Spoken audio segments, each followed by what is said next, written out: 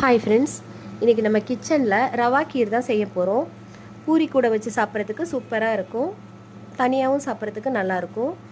கடாயில் 2 table spoon அளவுக்கு நெய் சேர்த்துக்கிறேன். சூடானதுக்கப்புறம் நம்மளுக்கு தேவையான அளவுக்கு பாதாம் முந்திரி சேர்த்து வறுத்துக்கலாம். வறுத்த பாதாம் முந்திரியை தனியாக எடுத்து வச்சுக்கிறேன்.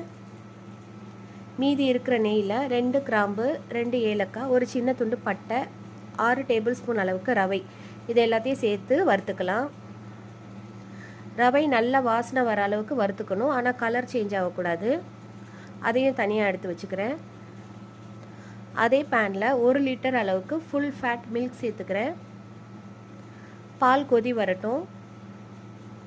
2 பிஞ்ச் அளவுக்கு குங்குமப்பூ எடுத்திருக்கேன். அதில் கொஞ்சமாக சூடான பால் சேர்த்து ஊற வச்சுக்கலாம். பால் நல்லா கொதி வந்ததுக்கப்புறம் வறுத்து வச்சுருக்க ரவையை சேர்த்து மிக்ஸ் பண்ணிக்கலாம். ரவை சிம்லேயே வேகட்டும். ஊற வச்ச குங்குமப்பூவும் சேர்த்துக்கலாம். இடையிடையே நல்லா மிக்ஸ் பண்ணிக்கலாம், இல்லாட்டி அடி பிடிச்சிரும்.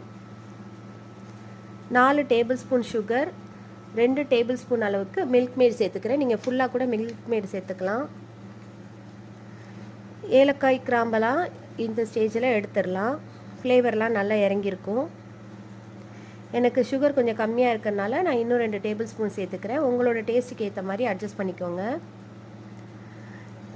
ரவை நல்லா வெந்து வந்துருச்சு, கீரும் நல்லா திக்காயிருச்சு. இந்த ஸ்டேஜில் வறுத்து வச்சுருக்க ட்ரை ஃப்ரூட் சேர்த்துக்கிறேன். கொஞ்சமாக சாரப்பருப்பு சேர்த்துக்கிறேன். இப்போ நம்மளோட கீர் ரெடி ஆயிடுச்சு. சாப்பிட்டு என்ஜாய் பண்ணலாம்.